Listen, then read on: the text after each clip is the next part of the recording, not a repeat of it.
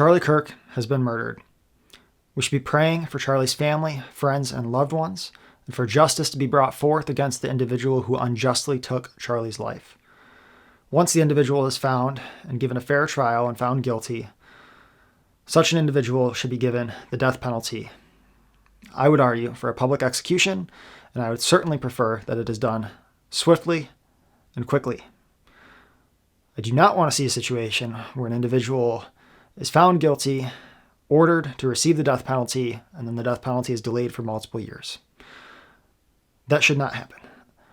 Once the individual is found guilty, and hopefully given the death penalty, it should be administered swiftly, not after a long delay. That said, I think there are some things that should be discussed in the wake of the assassination. Some of the questions I've been hearing some people ask is about the security at these events. I went to Charlie's event at Michigan State and had the opportunity to speak with him. So I do want to make a couple comments about the security that I noticed. So I had the opportunity to actually have a conversation with Charlie. When you see those exchanges that he has with people, I had the opportunity to have one of those. I never received a pat down. My bags were never checked. I had a backpack. It was never checked. I never went through a metal detector. I got there probably about 45 minutes before the event started. There were about probably 50 to 150 people kind of gathered at the sort of the front gate, because there was kind of a fence there. As far as I'm aware, none of them had their bags checked or went through metal detectors, or at the very least, it wasn't, as far as I'm aware, a requirement for all of them, nor the hundreds of people who came after I got there. It's possible that maybe they spot checked a few people that maybe they thought were suspicious. Maybe that happened. I'm not sure. What I can say, though, is I was able to probably get within probably about 15 to 20 feet of Charlie, I would estimate. It was probably where I stood without ever getting a check or anything. If I recall correctly, I think at some points during the conversation, I also had my hands in my pockets. Now, obviously, I'm not a threat to Charlie. I think that's pretty obvious, and I imagine that if his security team, which he did have security there, were looking at me, I think it's pretty obvious I'm not a threat to him. So maybe other people got checked. I don't know. Maybe other people did have their bags checked. Maybe they did have a pat down or something like that who were in the line to speak with him. I'm not sure. Maybe that same applies for the people in the front row. Maybe some of them were checked. I don't know. I can only kind of go off what I saw. I didn't see anyone getting checked for the record, but that's not to say that it couldn't have or didn't happen at that event. It's also not to say that things hadn't changed regarding security in the time since then. Just to quick address one thing you may be wondering. Yes, from what I've heard, the shot was taken from at least 100 yards, over 100 yards away. So some of the things I'm mentioning here wouldn't have stopped the assassination in this case. But I think they're worth discussing because it's possible that they could prevent something tragic from happening in the future at potentially other similar events.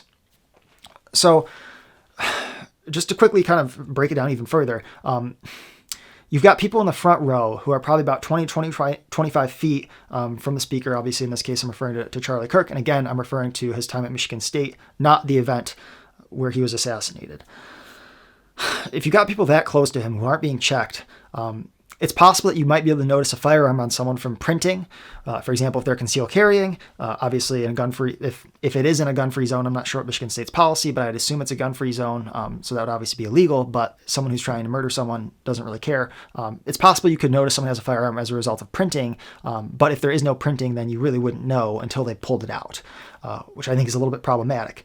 For me personally, if I was, or if someone who was talking to Charlie did want to cause him harm, I think it is possible that they could have done it without having to be hundreds of yards away taking a shot with a rifle. The reason I'm mentioning that is because if there are future events, I want people to be protected, in particular the speakers who are there. I want them to be protected from potential threats. So I would argue that security should maybe change the way that they are doing things a bit. I don't want to just pile on to the security team because I'm sure they're mourning the loss of Charlie Kirk. And I don't want to pile on them. But I did think that it was worth kind of answering some of the questions that I saw some people had about these events regarding security for the sake of people having access to information and hopefully for protecting people in the future who are hosting events like this, because obviously no one wants to see something like this happen ever again. And in my opinion, based on the security I saw, it wouldn't require someone to be over 100 yards away.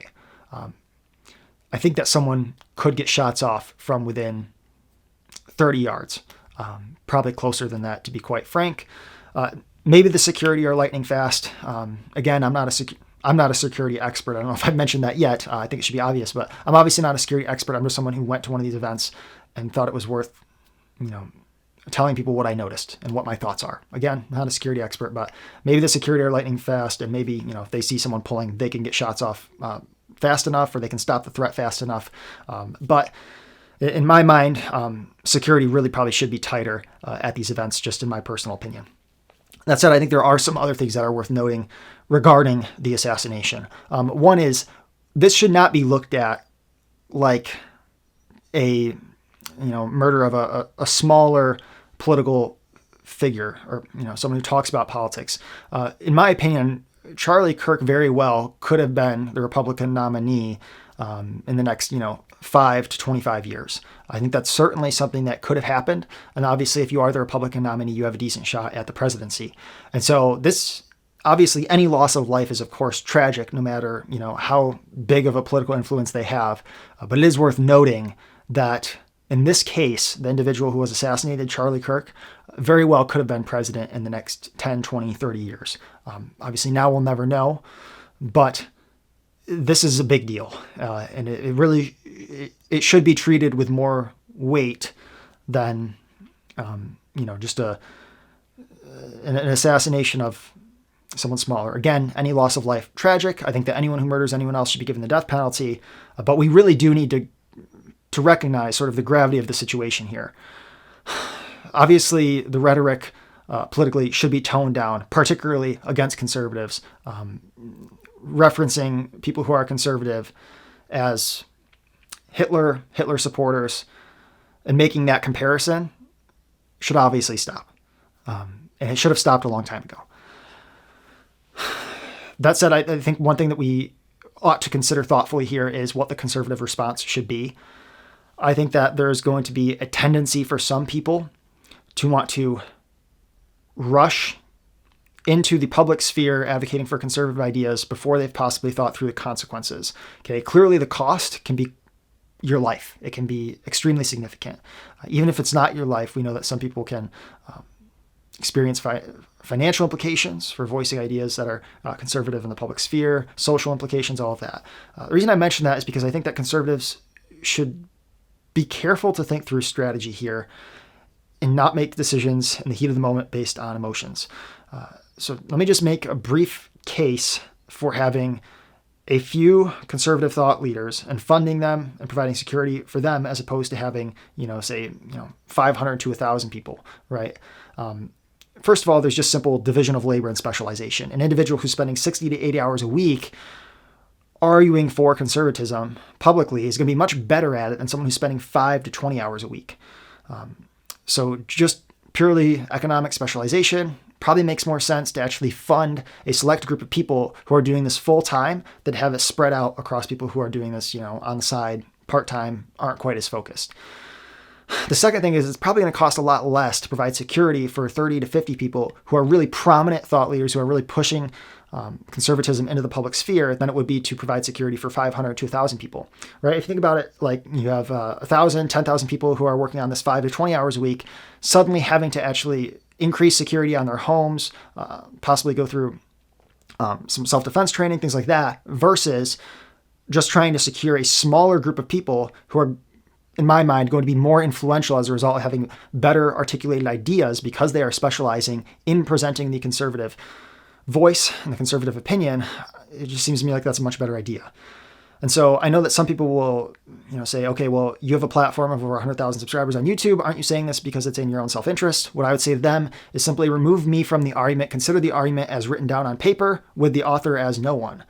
Just consider it on paper and see if it makes sense. I think it does make sense, but I also recognize that some people might disagree. And I hope that even if they disagree with me, they can recognize that I'm well-intentioned here and I'm not trying to handicap the conservative movement in any way. I want what's best for it. And I just happen to think that specialization, division of labor, and funneling resources into a select group that can be more readily protected and provided security makes more sense.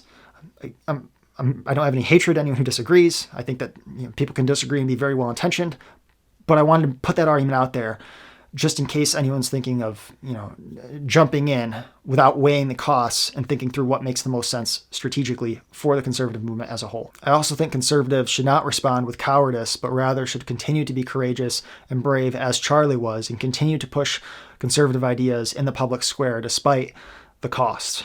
With that said, please pray for Charlie, his family, and his loved ones, and for peace throughout this country and an end to political violence.